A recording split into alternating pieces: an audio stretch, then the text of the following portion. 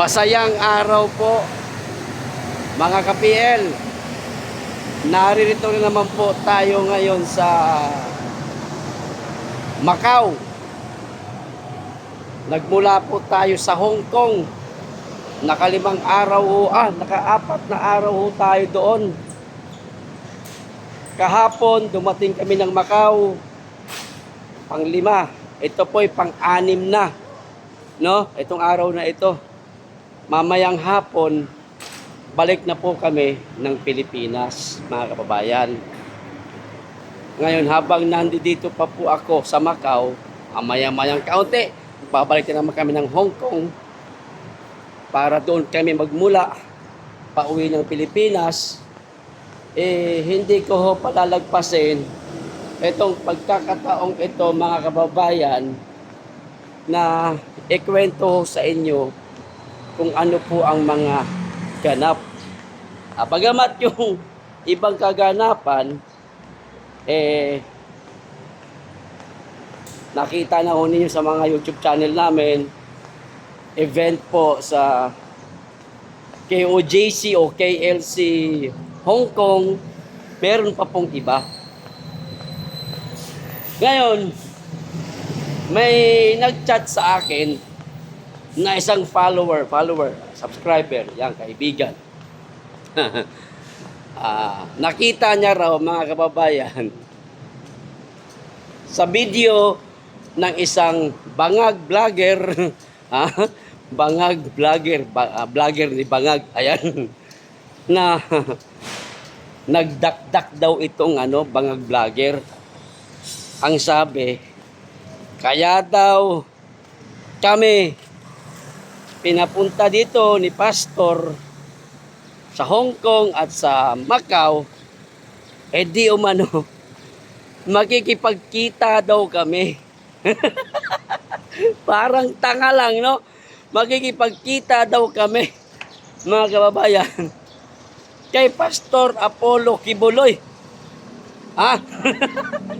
Parang tanga lang, nandito daw si Pastor Apollo Kibuloy sa Macau.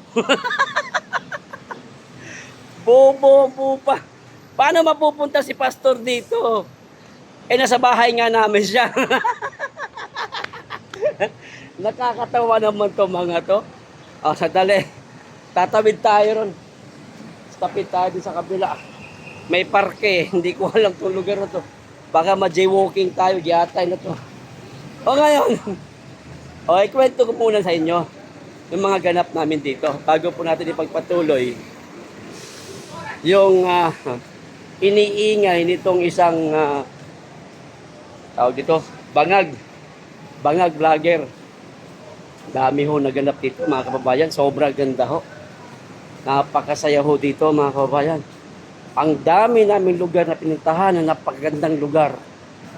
At syempre, unang-una, palibasa, pobre lang tayo, natural ho na maninibago tayo sa mga pagkain, lalo na hindi po natin ito bansa.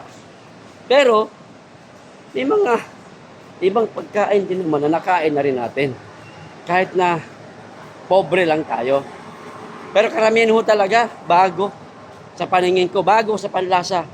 Ito ho, ang isa sa mga ipinaranas sa amin ni Pastor Apollo Kibuloy, mga kababayan. Ginagawa ko po itong vlog na ito hindi para ipagmayabang, kundi ikwento lang po yung mga totoong nangyari ho, mga ka-PL. At higit sa lahat, hindi kami inutusan na ikwento nyo, pagmayabang nyo yung ginawa sa inyo ni Pastor. Walang ganon. Sandali. Baka maabutan tayo. Bilis, cool. Masaglasaan tayo, cool. Mahuli tayo, cool. Ayun na, pula na. Naku po. Uy. Ayan. Walang nagkwento ho sa amin, mga babae, Ayun yung hotel ko. Walang nagkwento sa amin. Kusang loob ko po ito. Dahil kita nyo naman yung lugar, Ayan, Ang ganda ho rito. Mas lalo ho sa Hong Kong. Pero maganda rin ang Macau. Maliit na bansa pero napakaganda. Yung pinanggalingan namin kahapon doon sa Galaxy, mga kinainan namin mga mamahal na mga klaseng pagkain yun, pero masarap talaga eh. Yun, ganito pala, si Pastor Tibuloy, mga kababayan, magmahal ng isang kaibigan. Kaibigan na rin kami, di ba? Ganitong klaseng tao pala, si Pastor Apollo Tibuloy, mga kababayan. Kabuti. Hindi man po kami personal na, hindi naman po kami matagal lang magkaibigan, kundi bago lang naman talaga, di ba? Pero, ang ginawa niya ho sa amin, mga kababayan, kala mo, ang tagal na namin magkaibigan. Tapos, pinaparatangan ng iba na abusado daw itong mamang ito. Si Pastor Tibuloy nga. Marami di umanong mga, alam niyo ho yung mga issue, di ba? Mga tungkol sa mga kabataang kababaihan. Di ba? Pero, matagal na po namin sinasabi, nung unang imbitasyon pa lang, na maliho lahat ng mga haratang kay Pastor Tibuloy. Okay? Huwag na po tayo dyan sa mga issue na yan. At siguradong alam naman po ito ng karamihan na hindi ganong klaseng tao si Pastor, kundi puro pagmamahal at kabutihan lang ang meron itong mamang ito. Kaya Pastor, maraming salamat po sa imbitasyon. Napasama na naman po ako sa pangatlong beses. Maraming salamat po talaga. Ay, dito pala sa kanan. Ayan. Maraming salamat po, Pastor. Pero alam niyo ho, Pastor, may kwento. Sabihin ko po sa inyo yung totoo, no? Ito, lilingon to, malamang. Hi! Ano, vlogger? Ayan. Ngayon, Pastor, sa susunod, pwede ba? Huwag naman puro pasyal at masasarap na pagkain ang ipatikim nyo sa amin, iparanas nyo sa amin. Baka pwedeng general check up, Pastor. Ha? Dahil na high blood na ho kami, kakakain. Pero inyo, mga lobster, mga kababayan na napakamahal po sa bansa natin. Mga ganito kalalaki oh. Oh, tapos mga, alam niyo yung Bisaya, papaak. Yung ano lang ba, yung pinaka, ano lang nung alimango, malaki.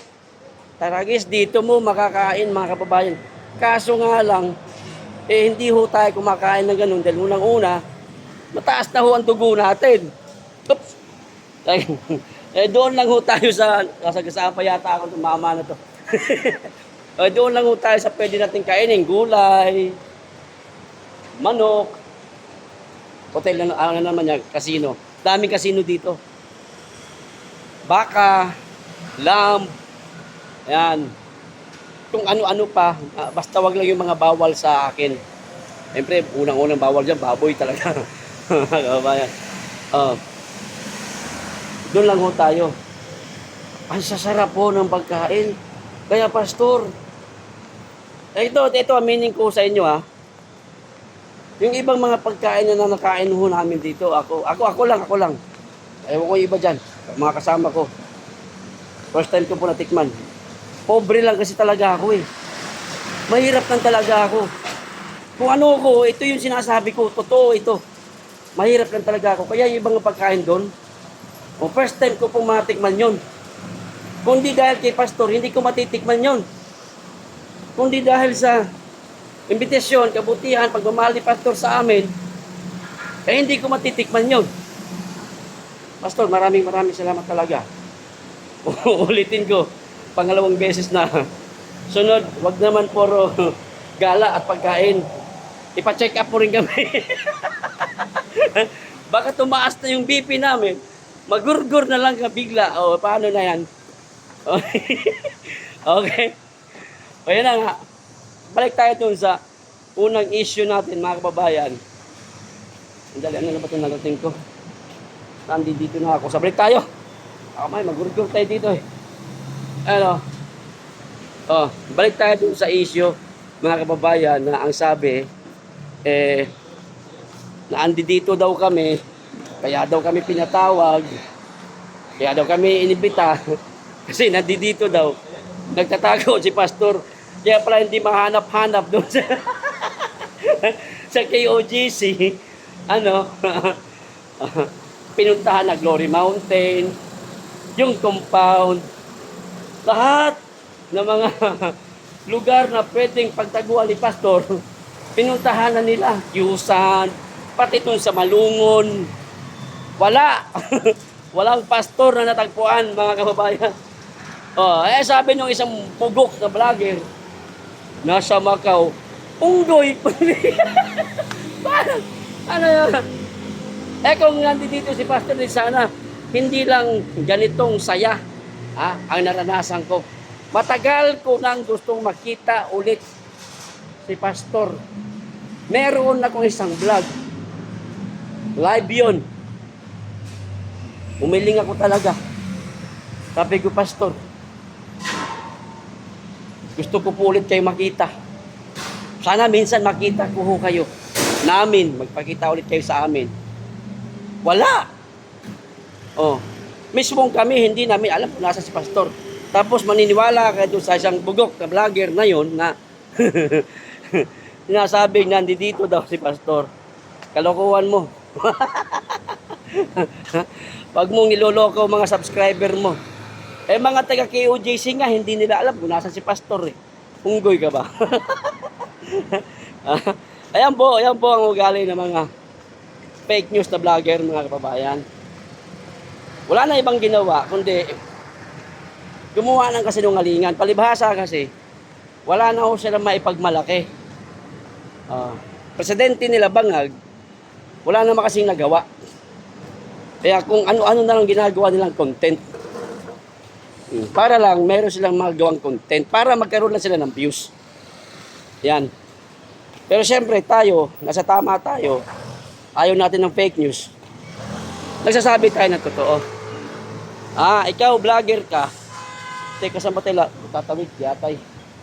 Dito. Ikaw vlogger ka, kung wala kang magawang matino sa buhay mo, wala kang mai-content, itigil mo na yung pagbablog mo. Kasi wala ka namang wala ka namang mai-content na maayos. Puro paninira lang. Makagawa ka lang ng content kung ano-ano sinasabi mo. Wala, ba't nagsitawiran sila? Hindi pa naman mahuhuli itong mga to. Akala ko ba, ma'am, Pilipina kayo, ma'am? Di pa pwedeng tumawid, di ba? Ba't tumawid? Pwede na, pwede na. May nakita tayong kababayan, mga ka-PLO. Basta kababayan, payong talaga yan. Ayan, pabalik na po tayo ng hotel. Tama na yung ikot natin isang ikot pang ganun. Madalhin ko pa kayo ron. Para makita nyo po ang Macau. Macau yan, Macau. Ulitin ko O doon sa vlogger na fake news. Wala kang magawa sa buhay mo. Magsaysay ka na lang sa kwarto mo. Hoy, shout out pala kay Boss Padong Aratiles. Boss Pads, sa'yo kong nakuha yung salitang magsaysay na yan. Kung wala kang magawa sa buhay mo, pumasok ka sa kwarto mo, kumuha ka ng lotion, magsaysay ka na lang. Okay? Ayan. Ginawa ko na suko na. Ayaw, anate. Wala matagal yung sa atin, nag-vlog naman ko, te. Siya nga pala, mga kababae, pakita ko sa inyo. Baka kasi nagtataka yung iba. Sa mga hindi pa nakakaalam, kita nyo yan. Sa itaas, meron pong Chinese na sulat. No? Sa baba, meron pong sulat na siyempre nababasa natin, ang nakalagay po, Restaurante Casa de Nobre. Bakit ganyan dito sa Macau? Kasi pala itong Macau, mga kababayan, under po ito ng Portugis. Kaya lahat ho dito may nakalagay na translation sa baba sa salitang Portugis. Yan. At di umano, ayon sa isang kababayan natin dito na nakausap ko, malapit nang magtapos ang tawag dito, pagiging under colony nila sa Portugis. 50 years, yan. 50 years, di ko alam. Basta malapit na. Sabi niyo sa kababayang Pinoy na nakausap ko. Ayan, tulad dito. Chinese, di ba?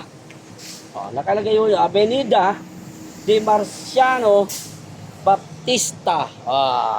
Ayan, lahat ng mga signage dito may ganyan. Ayan, may kababayan yung dumating, Marites to, malamang. Uy, shout out sa kababayan! Shout out, pamilya sa Pilipinas. Pamilya sa Pilipinas, shout out. Shout out po. Bautista. Pamilya Bautista. Pamilya Pasilon. Taga saan kayo, sir? Pampanga po, Bulacan. Bulacan, tsaka Pampanga. Palpara. Ayan. Panood. Sir. Sa YouTube, Pambansang Loyal. Upload ko to ngayon, makikita nyo. Salamat, sir. Pambansang Loyal, ha? Okay, sige, sir. Ayan, may nakita tayo mga kababayan. Yun po ang ano ho dito sa Hong Kong. Hindi ba ako nawala? Bakit parang nawala yata ako? Abay, hotel ko. Yatay na. Ayun ba, doon yata ako. Dito na tayo. Pag wala, pwede naman natin hanapin. Ayun, nandito pala. Ayun. Nawala ako. Ay, mali nga. Dito nga. Balik tayo. So, ayun mga kababayan, ulitin ko doon sa vlogger na ubod ng sinungaling, wala nang ibang ginawa.